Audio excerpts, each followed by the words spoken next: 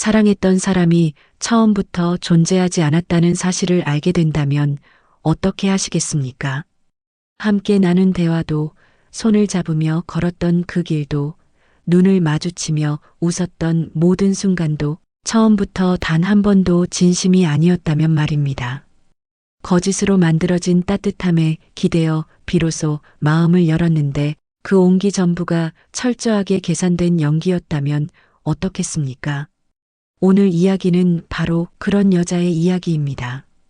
평범하고 조용하게 살아가던 한 여자가 인생에서 처음으로 누군가에게 마음을 열었고 그 끝에서 상상조차 하지 못했던 진실을 마주하게 된 이야기입니다. 지금부터 서지안의 이야기가 시작됩니다. 2024년 봄 서울 마포구의 한 구립 도서관에는 조용하고 성실한 사서 한 명이 있었습니다. 그녀의 이름은 서지안, 그의 31살이었습니다. 키는 평균보다 조금 작은 편이었고 항상 단정하게 묶은 머리에 가는 태안경을 쓴 모습이 그녀의 트레이드 마크였습니다. 무릎 아래로 내려오는 단색 원피스에 카디건 하나를 걸치는 것이 그녀의 일상적인 차림새였는데 꾸민 듯 꾸미지 않은 그 스타일이 어쩐지 도서관이라는 공간과 너무나 잘 어울렸습니다. 말수가 적고 표정 변화도 크지 않았지만 그녀와 오래 이야기를 나눠본 사람들은 하나같이 이런 말을 했습니다. 처음엔 차가워 보였는데 알고 보니 정말 따뜻한 사람이라고요. 그 온기를 발견하는 것이 조금 어렵다는 점이 문제였지만 그건 역시 지안의 방식이었고 지안다운 모습이었습니다.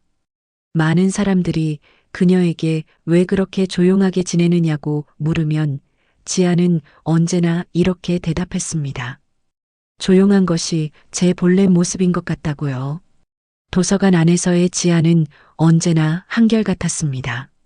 출근하면 제일 먼저 반납된 책들을 제자리에 꽂았고 이용자가 책을 찾지 못해 헤맬 때는 조용히 다가가 안내했습니다. 어린이 열람실에서 그림책 읽어주는 날에는 다른 사서들보다 조금 더 천천히, 조금 더 또렷하게 읽는 것으로 소문이 나 있었습니다. 아이들이 귀를 기울이게 하는 목소리에 온도가 있다고, 그것이 지안의 강점이라고 관장 선생님은 종종 말씀하셨습니다. 특별히 화려하거나 드라마틱한 모습은 없었지만 그녀의 자리에는 언제나 안정감이 있었습니다. 지안은 22살에 문헌정보학과에 입학했습니다. 졸업 이후 짧은 기간의 계약직 생활을 거쳐 28살에 지금의 도서관에 정규직으로 자리를 잡았습니다. 많은 사람들이 꿈꾸는 안정적인 직업, 조용한 환경, 정해진 루틴, 그 모든 것이 지안에게는 딱 맞는 옷처럼 어울렸습니다. 그녀는 변화보다 안정을 좋아했고 넓고 화려한 인간관계보다 깊고 신뢰할 수 있는 관계, 하나를 훨씬 더 소중하게 여기는 사람이었습니다. 영상을 계속 보시기 전에 채널 구독과 좋아요 한 번씩만 눌러주시겠어요? 구독은 저에게는 정말 큰 힘이 됩니다. 지안이 이토록 조용한 삶을 선택하게 된 데에는 그녀만의 이유가 있었습니다. 그녀는 어릴 때부터 감정을 드러내는 일에 익숙하지 않았습니다. 경남 진주가 고향인 지안은 아버지의 직장 발령으로 인해 초등학교 시절에만 3번의 전학을 경험했습니다. 새로운 학교, 낯선 교실, 반복되는 적응의 과정이 그녀의 어린 시절을 가득 채우고 있었습니다. 처음 몇 번은 새로운 친구를 사귀려 노력했습니다. 그런데 겨우 친해졌다 싶으면 또다시 이사를 가야 했고 어렵게 쌓은 관계가 거리와 함께 흐릿해지는 경험이 반복되었습니다. 어린 지안에게 그것은 작은 상처들이었습니다. 티나게 울거나 표현하지는 않았지만 그 경험들이 쌓이면서 지안은 스스로를 보호하는 방식을 터득했습니다. 먼저 마음을 열지 않는 것, 관계에 큰 기대를 두지 않는 것, 혼자서도 충분히 지낼 수 있는 방법을 찾는 것이었습니다. 책은 그런 지안에게 가장 완벽한 친구였습니다. 책 속의 인물들은 먼저 떠나지 않았습니다.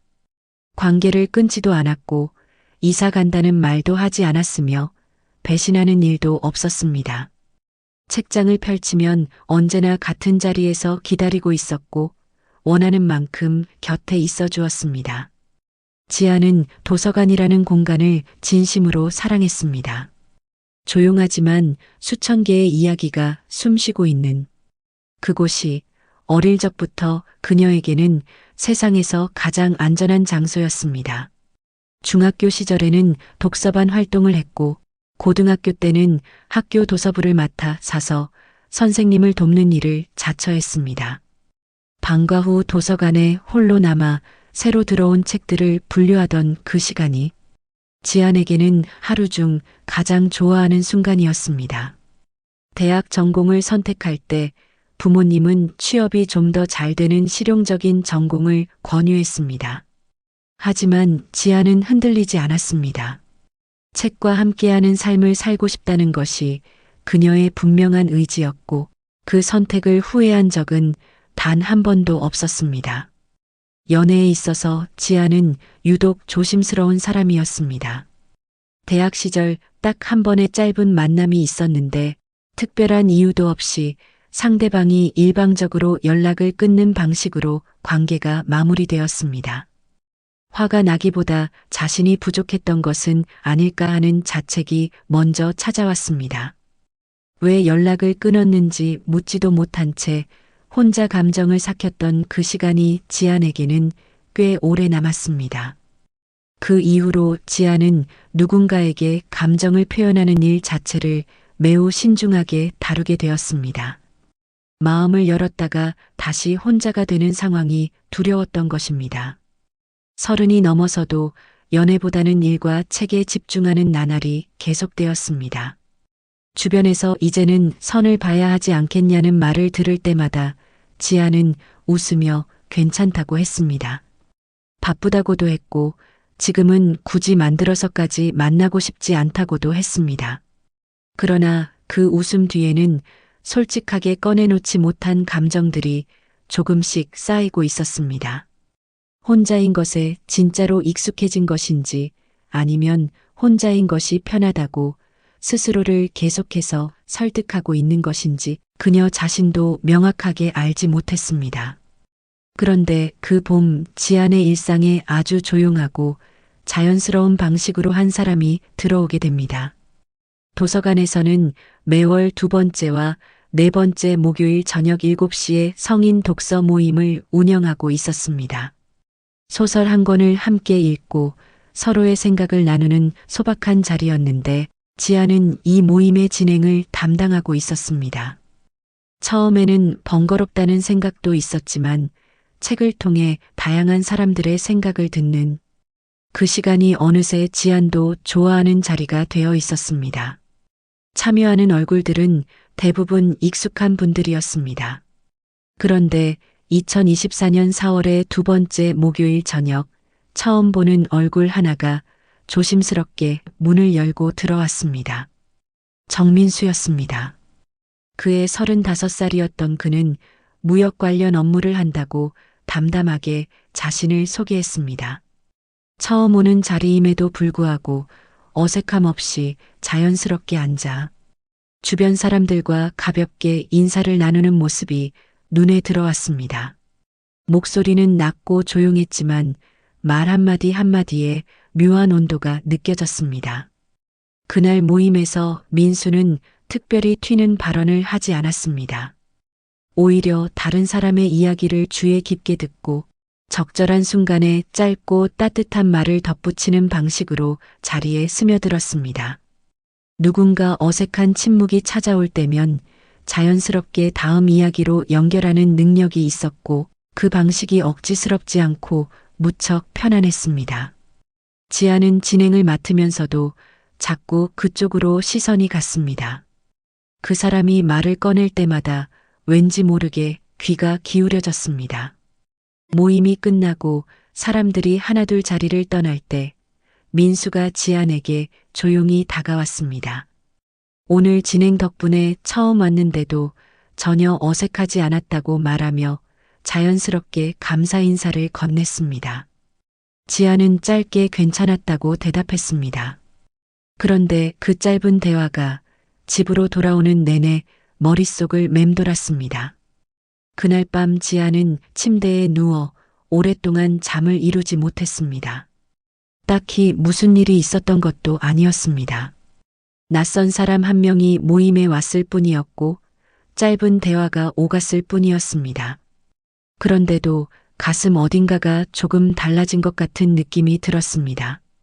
오랫동안 잊고 있었던 감각이었습니다.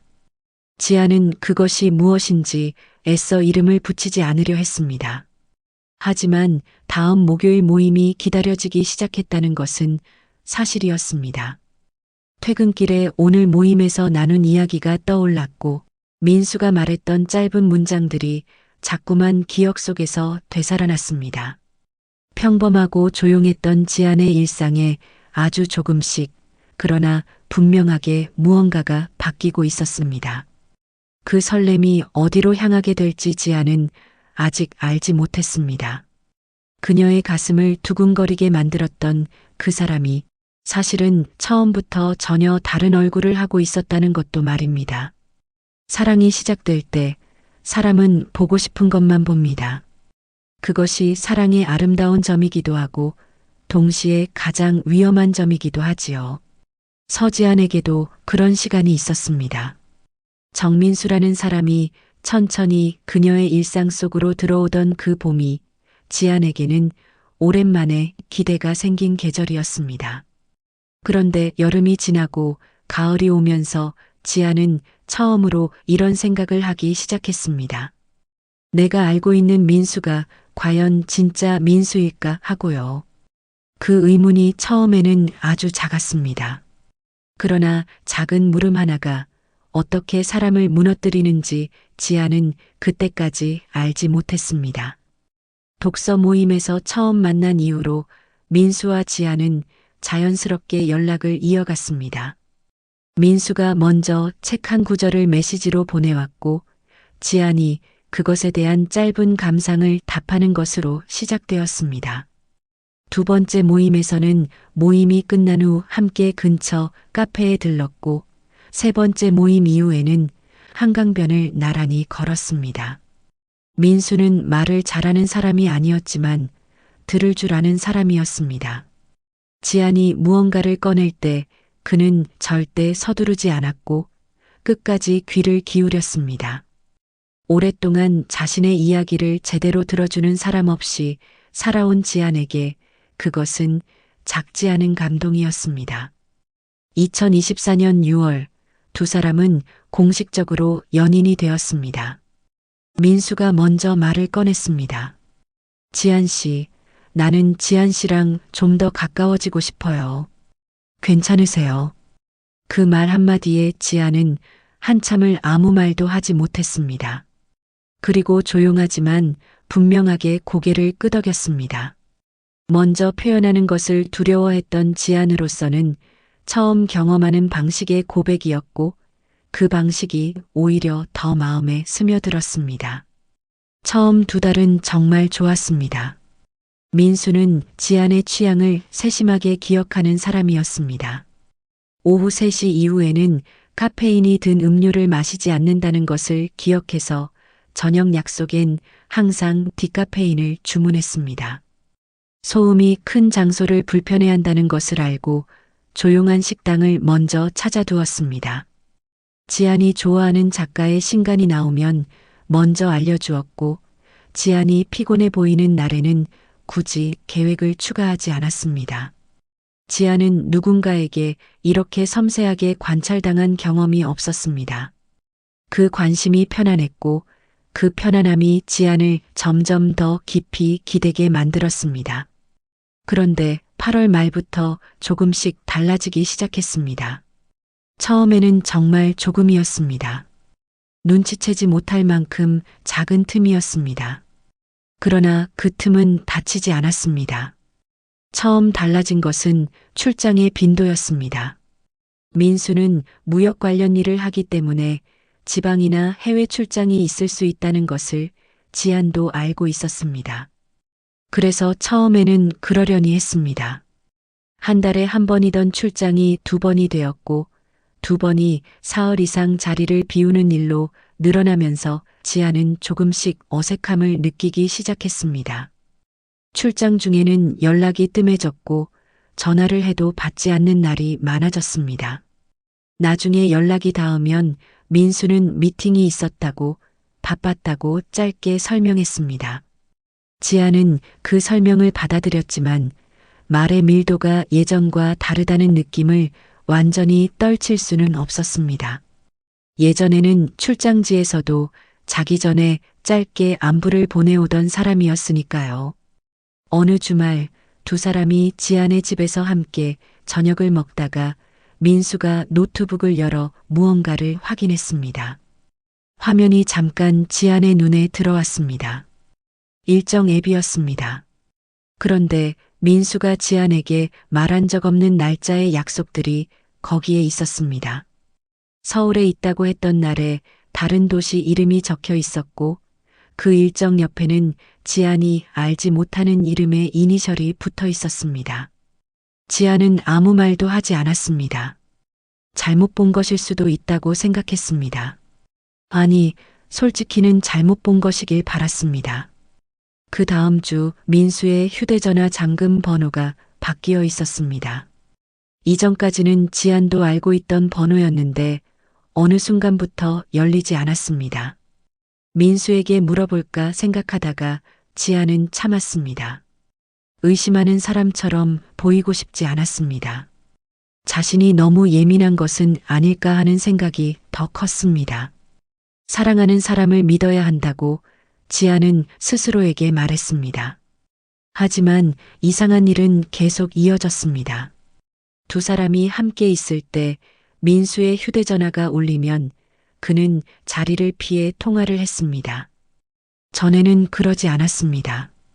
약속 시간보다 자주 늦어졌고 이유에 대한 설명은 매번 조금씩 달랐습니다. 지안이 다음 주말 계획을 물어보면 민수는 확인해 보겠다고 했고 그 확인이 이틀씩 걸리기도 했습니다. 예전에 지안이 말하기 전에 먼저 계획을 잡아오던 사람이었다는 것을 생각하면 분명히 달라진 것이 있었습니다. 그런데 달라진 이유를 지아는 알지 못했고 알려주는 사람도 없었습니다. 지아는 이 모든 것들을 어떻게든 합리적으로 설명하려 했습니다. 일이 바빠진 거겠지 라고 생각했습니다. 원래 무역업계는 하반기가 바쁜 시즌이 있다고 하지 않던가 라고 스스로를 달랬습니다.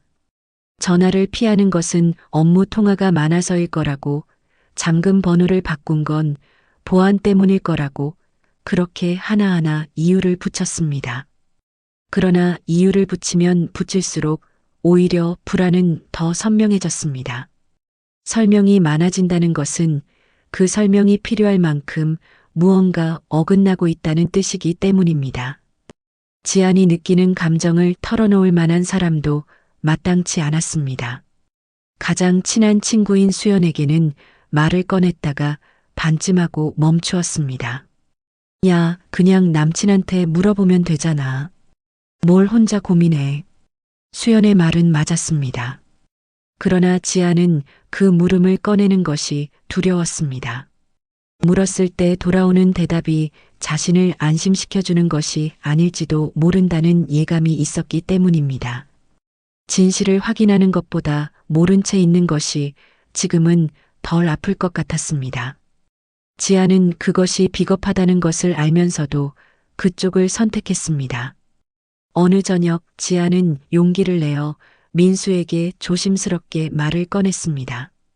요즘 좀 바쁜 거 알아. 그런데 나는 가끔 민수 씨가 나랑 있을 때도 어디 딴 데 있는 것 같은 느낌이 들어. 민수는 잠시 지안을 바라보더니 조용하고 다정하게 대답했습니다. 그럴 리가요. 내가 요즘 프로젝트가 하나 있어서 마무리가 안 돼서 신경이 쓰이는 것 같아요. 조금만 기다려줘요. 그 말은 충분히 그럴듯했습니다.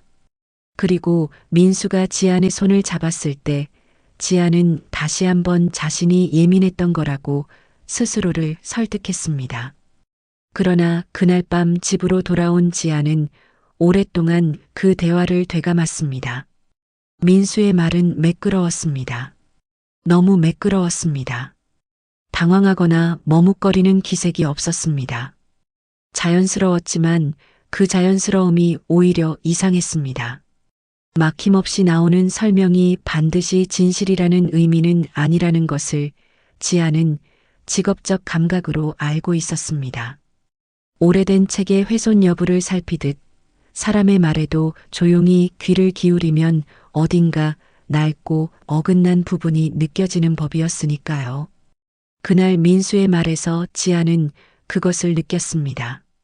하지만 아직은 확신할 수 없었습니다. 관계가 흔들리고 있다는 것을 느끼면서도 지아는 매일 출근했고 매일 책을 제자리에 꽂았고 매일 이용자들을 안내했습니다. 겉으로 보기에 그녀의 일상은 달라진 것이 없었습니다. 하지만 도서관 창가에 앉아 오전 햇빛이 책장 사이로 들어오는 것을 바라볼 때면 가슴 한 켠이 무언가로 꽉 눌린 것처럼 답답했습니다. 오래전 전학을 반복하던 어린 시절에 느꼈던 그 감각과 비슷했습니다. 아직 잃지 않았는데 이미 잃어버린 것 같은 느낌이었습니다. 10월이 되었습니다. 관계를 시작한 지 넉 달이 지났고 처음의 설렘은 조금씩 불안으로 색이 바뀌고 있었습니다. 좋다고 느끼는 순간보다 불안하다고 느끼는 순간이 많아지고 있었습니다. 그리고 지아는 더 이상 그 불안을 예민함의 탓으로 돌리기가 어려워졌습니다. 자신이 예민한 것인지 아니면 진짜 무언가가 어긋나고 있다는 신호인지를 알기 위해서는 결국 스스로가 확인해야 한다는 사실을 지아는 알고 있었습니다. 도서관 문을 닫고 혼자 귀가하는 어느 밤, 지아는 발걸음을 멈추고 차가운 10월 공기를 깊게 들이켰습니다. 외면하는 것이 사랑을 지키는 방법이 아니라는 것을 그녀는 이미 느끼고 있었습니다. 사랑하기 때문에 보지 않으려 했던 것들이 결국 자신을 더 작게 만들고 있었습니다. 지아는 결심했습니다. 더 이상 민수가 건네는 말에만 기대어 스스로를 달래지 않겠다고요. 이번 한 번만큼은 진실이 무엇이든 제대로 마주보겠다고요. 그 결심이 어디로 그녀를 이끌게 될지 지아는 알지 못했습니다. 알았다면 어쩌면 조금 더 오래 눈을 감고 있었을지도 모르겠습니다. 결심을 한다는 것이 반드시 용감한 일은 아닙니다. 때로는 더 이상 모른 척할 수 없어서 버티는 것이 너무 힘들어서 애머쩔 수 없이 앞으로 나아가게 되는 것셈이 결심처럼 보일 때가 있습니다. 서지안의 경우가 그랬습니다. 그녀가 진실을 향해 걸음을 내디딘 것은 대단한 용기 때문이 아니었습니다. 더 이상 자기 자신을 속이는 일에 지쳤기 때문이었습니다. 사람은 자신을 속이는데도 에너지가 필요합니다.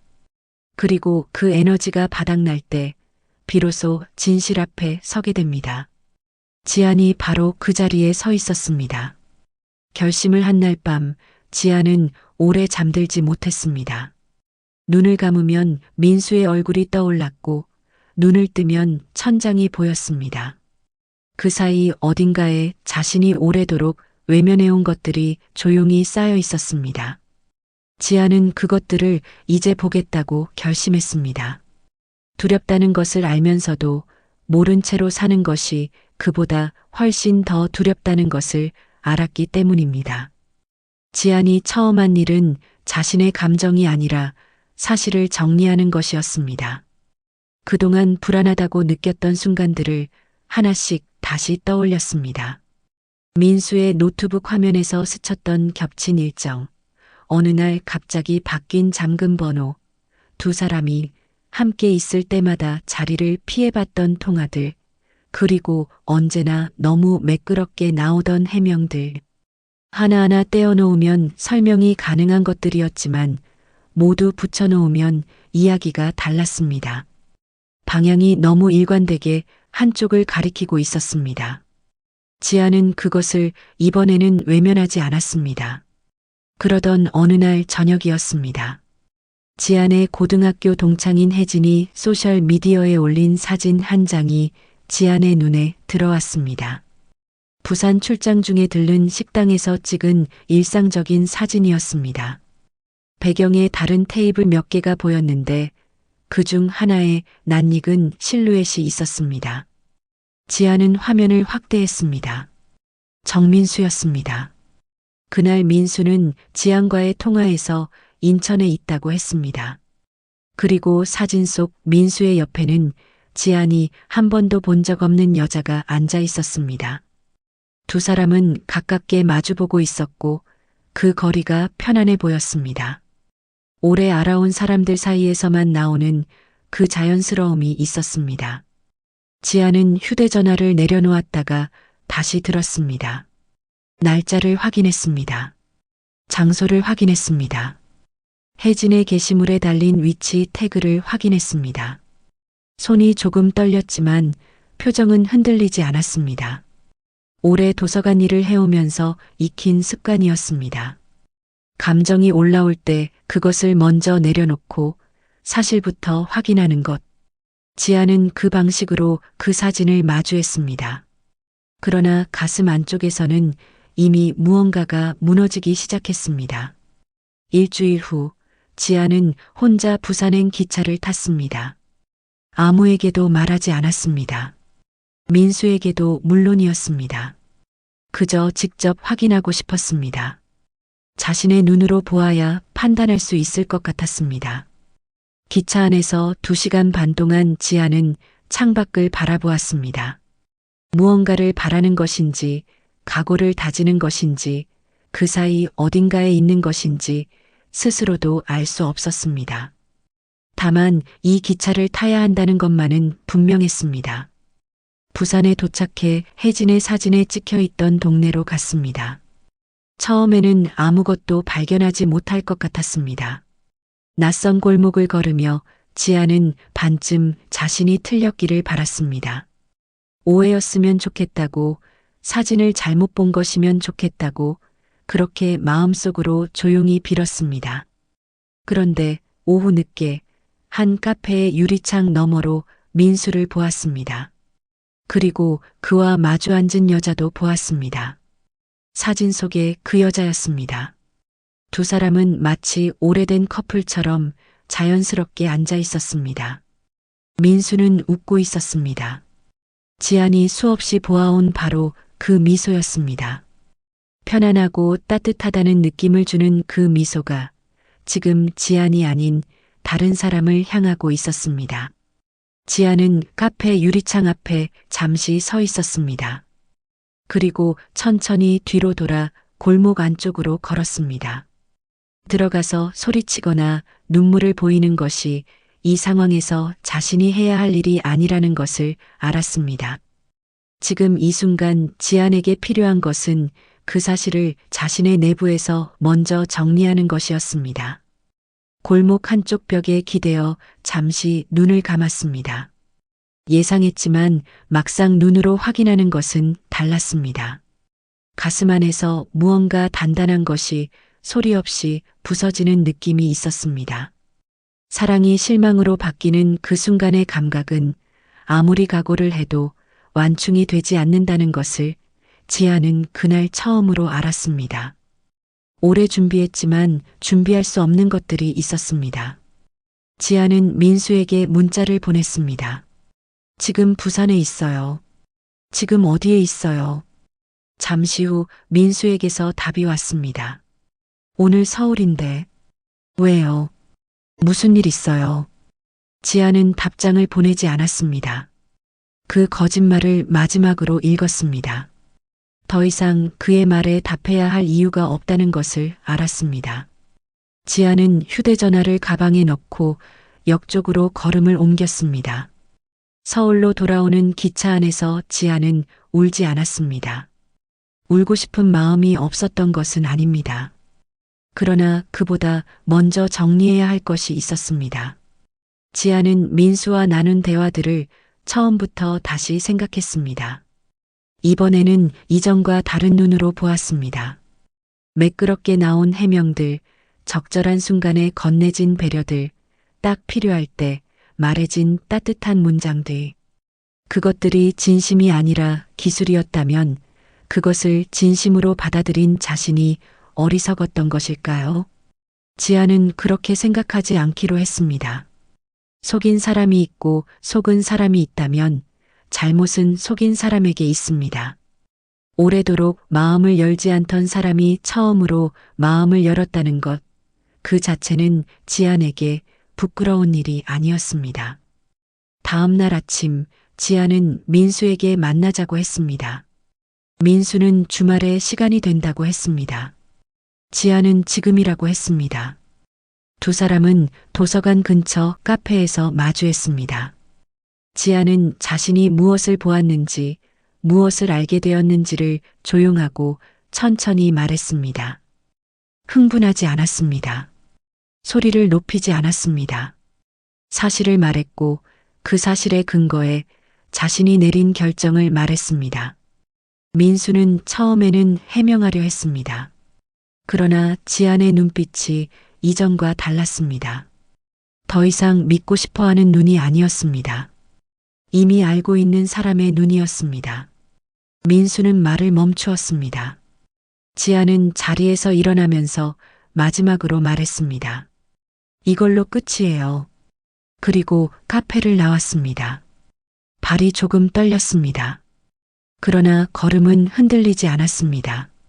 그날 이후 지안은 알게 되었습니다. 민수가 지안만을 상대한 것이 아니었다는 사실을요. 그는 동시에 여러 사람과 관계를 이어가고 있었으며 각자에게 조금씩 다른 이름과 다른 이야기를 사용하고 있었습니다. 부산에서 본 여자에게는 또 다른 방식의 민수가 있었고 지안도 알지 못하는 다른 도시에도 그가 만들어낸 관계가 있었습니다. 모든 것이 계산된 연기였습니다. 지안에게 보여주었던 세심한 배려도 책 구절을 먼저 보내오던 다정함도 편안하게 웃던 그 미소도 그 모두가 관계를 유지하기 위해 설계된 방식이었습니다. 진심처럼 보이도록 정교하게 다듬어진 거짓이었습니다. 그것을 알았을 때 분노보다 먼저 찾아온 것은 허탈함이었습니다. 크고 격렬한 감정이 아니라 조용하고 텅 빈 감각이었습니다. 그 허탈함이 한 겹 지나고 나서야 비로소 분노가 왔습니다. 그리고 분노 뒤에 아주 조용하고 단단한 것이 하나 남았습니다. 자신이 틀리지 않았다는 것.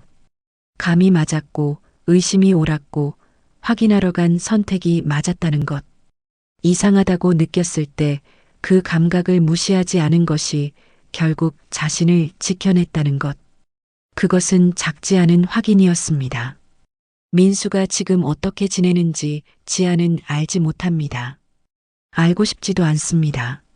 다만 지안이 알게 된 것이 있습니다. 계산으로 쌓은 관계는 계산이 드러나는 순간 모두 무너진다는 것입니다. 그리고 그 무너짐은 결국 그것을 쌓은 사람에게로 돌아갑니다. 지안이 손에 든 것은 상처였지만 민수가 남긴 것은 그보다 더 무거운 것이었습니다. 스스로 만들어낸 거짓의 무게가 그것입니다. 그것은 언제까지나 가볍지 않습니다. 지안은 이제 혼자 서 있습니다. 무너진 자리 위에, 그러나 이전보다는 조금 더 자신의 땅 위에 서 있습니다. 아직 완전히 괜찮지 않습니다. 괜찮은 척하지도 않습니다. 다만 앞으로 나아갈 수 있다는 것을, 이 자리가 끝이 아니라는 것을 지안은 조용히 알고 있습니다. 사랑이 거짓이었다는 것이 사랑하는 마음마저 거짓이었다는 뜻은 아닙니다. 그것은 처음부터 지안의 것이었습니다. 그리고 지안에게는 그것이 남아 있었습니다. 끝이 나면 바로 괜찮아지는 사람은 없습니다. 그것이 아무리 스스로가 선택한 끝이라도 아무리 옳은 결정이었다 해도 말입니다. 그러나 사람에게는 이상한 힘이 있습니다. 무너진 자리에 한동안 주저앉아 있다가도 어느 순간 자기도 모르게 손을 뻗어 무언가를 잡으려 한다는 것입니다. 그 무언가가 대단한 것이 아니어도 됩니다. 아주 작은 것이어도 됩니다. 일어서려는 의지는 언제나 작은 것에서 시작됩니다. 서지안의 경우도 그랬습니다. 그녀를 다시 일으킨 것은 드라마틱한 사건이 아니었습니다. 도서관의 조용한 아침과 책 한 권을 찾지 못해 서가 앞에 서 있던 작은 아이 하나였습니다. 이별 직후의 지아는 스스로도 알아보기 어려운 모습이었습니다. 매일 출근했고 매일 책을 제자리에 꽂았으며 이용자들을 안내했습니다. 겉으로는 아무것도 달라지지 않은 것처럼 보였습니다. 그러나 퇴근 후 혼자 남는 시간이 되면 그 평온함은 유지가 되지 않았습니다.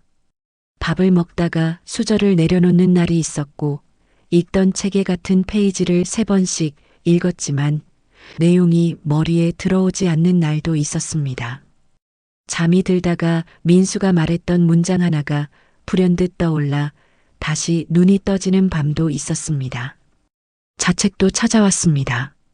왜 진작 알아보지 못했을까? 왜 그토록 오래 의심을 눌러왔을까? 왜 이상하다고 느끼면서도 스스로를 예민하다는 말로 달랬을까? 그 질문들이 돌아가며 지안을 찾아왔습니다. 어릴 때부터 감정 표현을 조심스러워했던 사람이 그 조심스러움을 내려놓고 겨우 마음을 열었다가 이런 결과를 맞았다는 것이 억울하기도 했습니다. 억울함과 자책이 번갈아 찾아오는 그 시간이 지안에게는 꽤 길었습니다. 친구 수연이 몇 번 연락을 해왔습니다. 밥이나 먹자, 커피 마시자, 그냥 걸어나 하자. 지안은 처음에는 다 괜찮다고 했습니다. 바쁘다고도 했습니다. 혼자 있는 것이 더 편하다고 느꼈고 누군가에게 이 상황을 설명해야 한다는 것 자체가 부담스러웠습니다. 그런데 수연은 포기하지 않았습니다. 어느 저녁 또 연락이 왔습니다. 그리고 이번에는 설명도 위로도 없이 딱 한마디만 했습니다. 야, 안 괜찮아도 돼. 괜찮은 척 안 해도 되는 사람이 나잖아. 그 말을 듣고 지아는 오랜만에 제대로 울었습니다. 카페를 나오던 날도 기차 안에서도 혼자 밤을 지새우면서도 참았던 것들이 그날에서야 비로소 조금 풀렸습니다.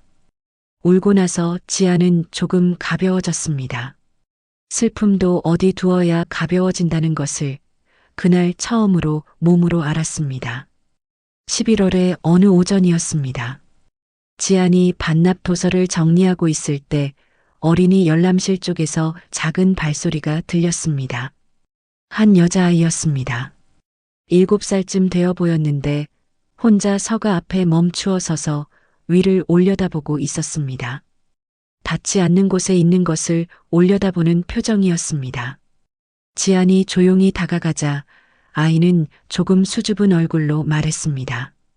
제가 찾는 책이 있는데 어디 있는지 모르겠어요.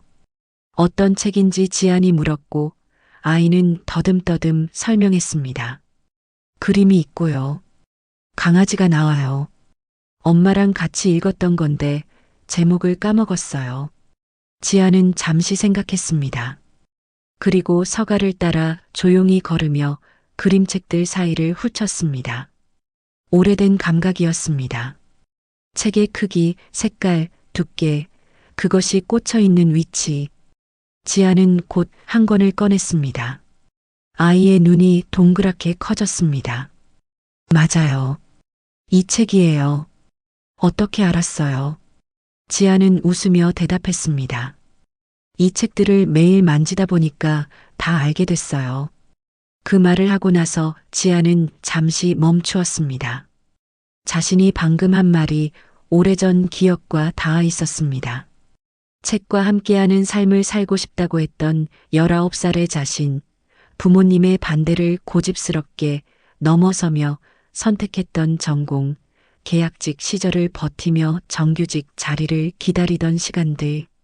그 모든 것이 지금 이 순간 아이에게 책 한 권을 찾아주는 이 작은 행동 안에 쌓여 있었습니다. 민수를 만나기 전에도 만나는 동안에도 헤어진 이후에도 이 일은 변하지 않았습니다. 지안인 이유가 여기에 있었습니다. 그날 퇴근길에 지안은 처음으로 하늘을 올려다봤습니다. 오랫동안 고개를 숙이고 걷던 날들이었는데 그날은 자연스럽게 고개가 들렸습니다. 11월 치고 하늘이 맑았습니다. 차가운 공기가 뺨에 닿는 것이 싫지 않았습니다. 지안은 천천히 걸었습니다. 서두르지 않고 멈추지도 않고 그냥 걸었습니다. 한 발씩 내딛는 그 감각이 오랜만에 온전히 느껴졌습니다. 집에 돌아와 지안은 오래 들여다보지 않던 책장 앞에 섰습니다. 좋아하는 소설 한 권을 꺼냈습니다. 페이지를 펼쳤습니다. 첫 문장이 눈에 들어왔습니다. 오랜만에 제대로 읽혔습니다. 글자들이 그냥 지나가지 않고 안으로 들어왔습니다. 지안은 그것이 무엇을 의미하는지 알았습니다. 조금씩 돌아오고 있다는 것을요. 지안이 이 시간을 통해 가장 분명하게 알게 된 것이 있었습니다. 문제는 사랑 자체가 아니었다는 것입니다. 사랑이 시작되었을 때 지안은 좋은 사람을 만났다는 기쁨보다 이 사람에게 선택받았다는 안도를 더 크게 느꼈습니다. 선택받고 싶었던 것은 어릴 때부터 반복된 이별의 경험이 만들어낸 결핍이었습니다. 전학을 반복하며 쌓인 외로움, 대학 시절의 상처, 그것들이 조용히 자리 잡고 있었고 민수라는 사람이 그 자리에 꼭 맞는 모습으로 나타났을 때 지안은 사실 확인보다 감정에 먼저 기댔습니다. 그것이 잘못이라는 뜻은 아닙니다. 사람이 감정을 가진다는 것은 잘못이 아닙니다.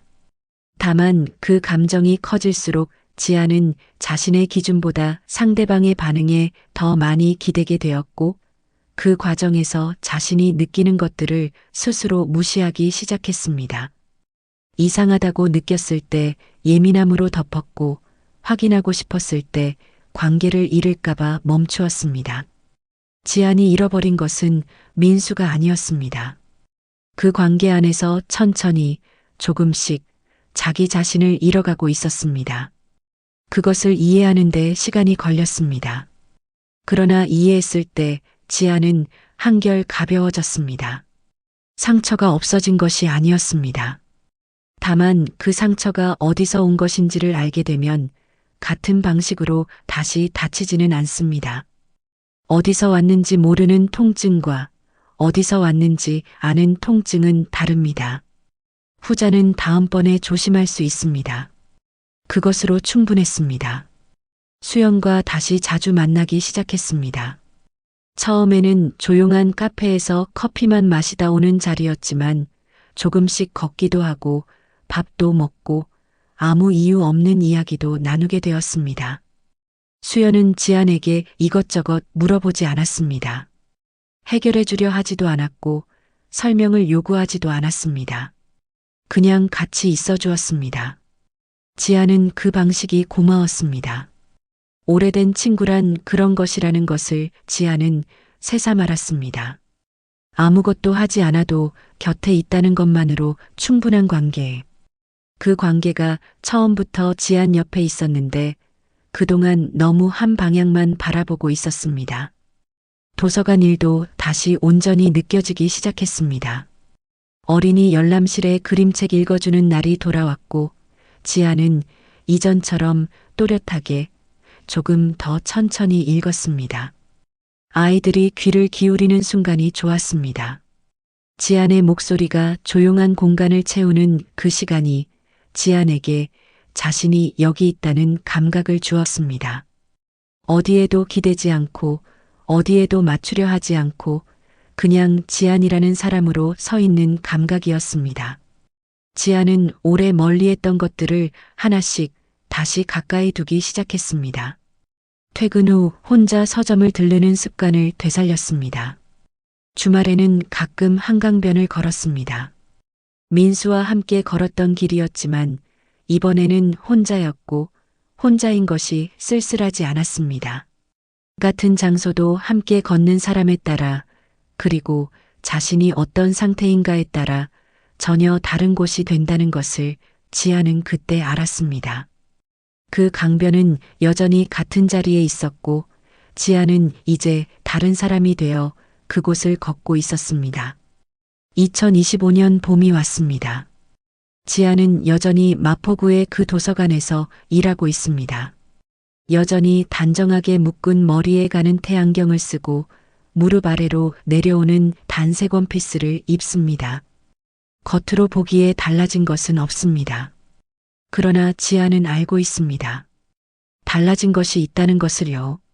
이전에 지아는 혼자인 것이 익숙해진 것인지 아니면 혼자인 것이 편하다고 스스로를 설득하고 있는 것인지 알지 못했습니다.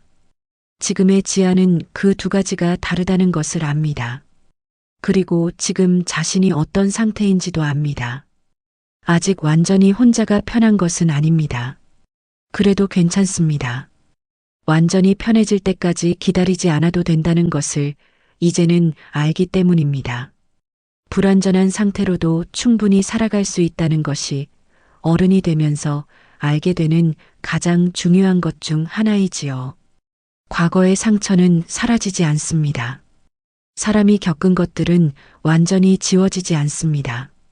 그러나 그것이 무엇인지 알게 된 이후에는 그 상처가 자신을 설명하는 유일한 이야기가 아니라는 것을 알게 됩니다.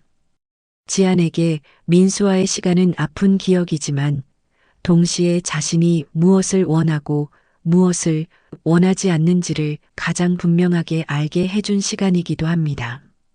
그 경험이 지안을 이 자리까지 데려왔습니다. 그것이 없었다면 지금의 지안도 없었습니다. 그래서 지안은 그 시간을 지우려 하지 않습니다. 다만 더 이상 그 시간에 머물지는 않습니다. 지안은 오늘도 도서관 문을 엽니다. 아직 이용자가 없는 이른 아침, 창문 사이로 봄 햇빛이 책장을 타고 내려오는 것을 잠시 바라봅니다. 서두르지 않습니다. 오늘 하루가 어떨지 미리 걱정하지 않습니다. 그냥 여기 있습니다.